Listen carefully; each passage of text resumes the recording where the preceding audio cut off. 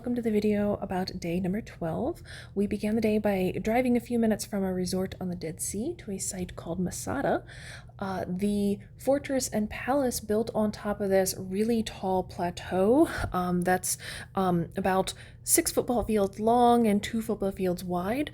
This was built beginning in about 20 BC by Herod the Great as one of many such fortresses along the current, or at the time, western boundary of the Roman Empire. And as I said in a previous video, this particular site was very important because of the commercial value of the Dead Sea. Now, before Herod's reign, the king and the high priest of Judaism were two separate positions, but Herod played his cards right and he ultimately took on both positions. And so he made a lot of enemies, and I think that as Christians and as Jews, Herod the Great's name doesn't exactly conjure up very happy feelings. And so even at the time, he made a lot of enemies, and so this site is super remote. As you can see, we had to take a cable car to get to the top, and that, of course, wasn't an option then. This was built in 95, and so very difficult for anybody to get up there. He even put the stronghold of this fortress right in the middle to make it even more difficult to access Herod, if he was there, in the event of an attack. In addition to the fortifications, Herod also built a palace on the north end, kind of three-tiered palace, that ultimately was purposely an exact replica of Marcus Agrippa's palace back in Italy, back in Rome. And so the idea here is that Herod really wanted to protect his essentially benefactor and the second hand to Augustus Caesar. And so he even went as far as bringing the same olives, the same food, the same stones all the way from Italy just to make Marcus Agrippa feel very welcomed and very at home. While these are magnificent ruins, and that's, a fascinating story about Herod, what really makes this site stand out and hold such reverence for people even today is because of its role in the Great Revolt of the Jews against the Romans beginning in 63, 67 AD. For some very brief background, maybe you remember in the Bible, the authors write a lot about the Sadducees and the Pharisees. Maybe you've even heard of the Hellenized Jews, the Essenes, the Zealots even. And so there were a lot of different factions of Judaism at the time. It wasn't, more streamlined rabbinic Judaism like it is today. And so there were a lot of kerfuffles, perhaps, between these different Jewish factions.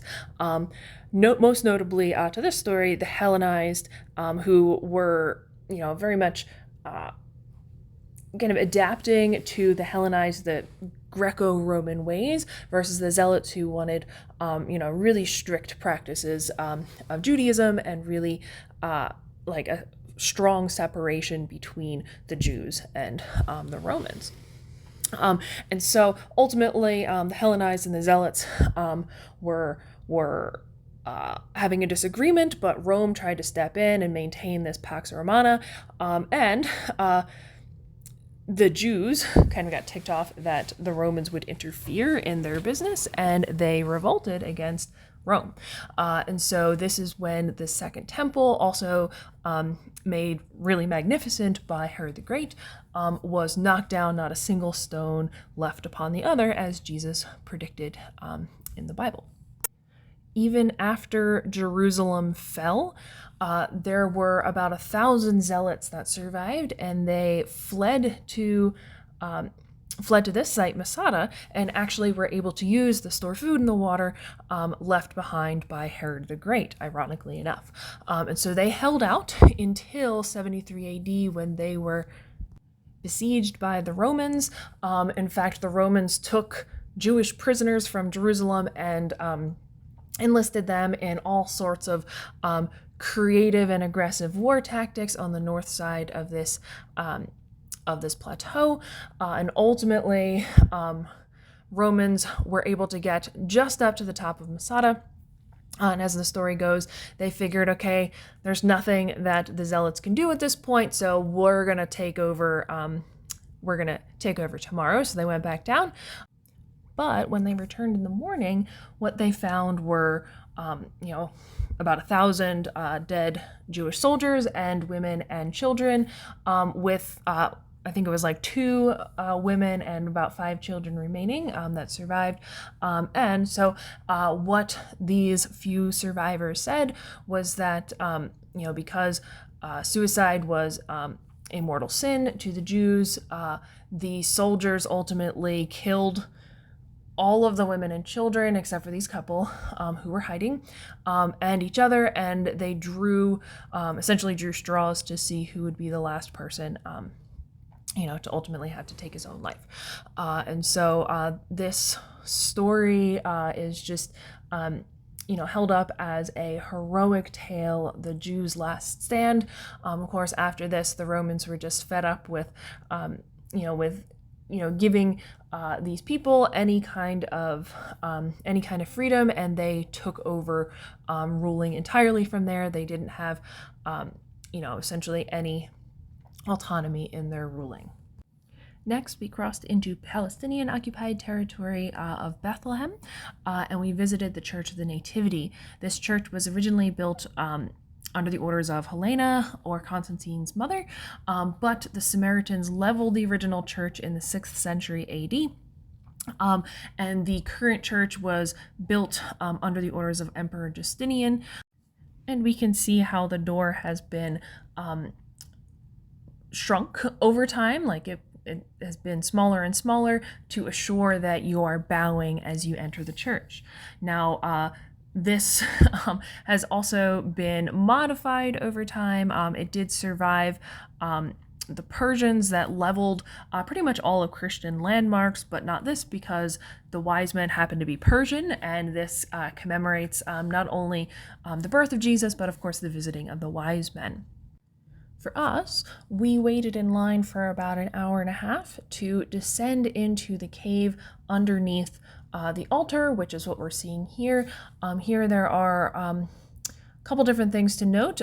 This right here, there's a star that is supposedly the spot where Jesus was born, and this over here is essentially where the manger or this feeding trough was said to have been.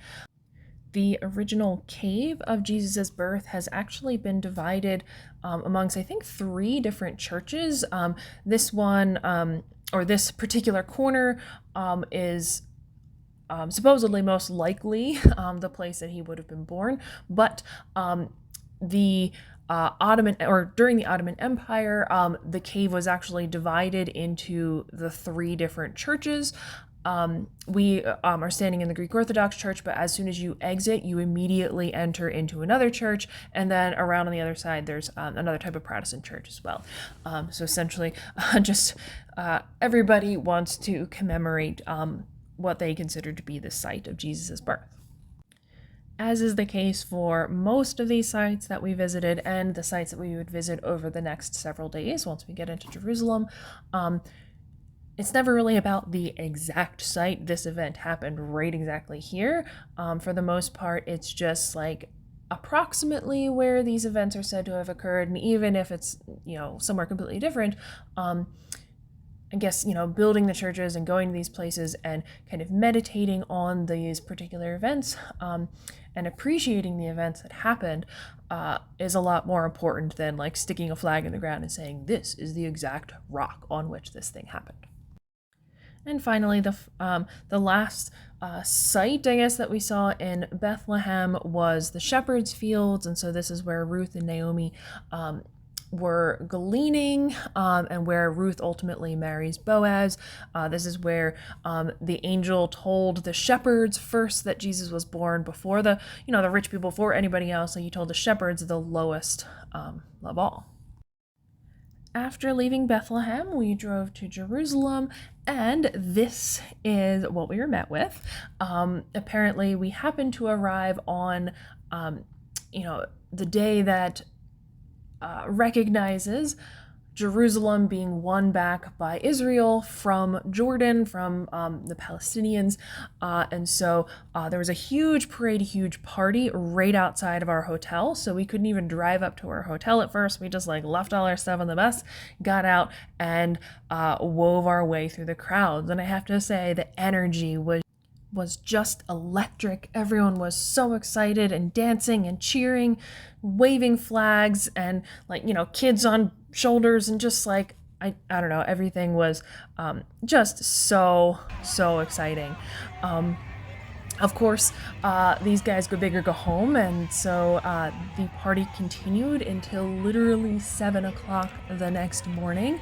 And the music was super loud, and the bass was jacked up as high as it could be, at least that's what it seemed like. And so a lot of people on our trip were unable to sleep, which is really unfortunate, but I think it was just a wild moment in time. It was incredible to be part of that, even peripherally. And of course, this here is the view outside of my room.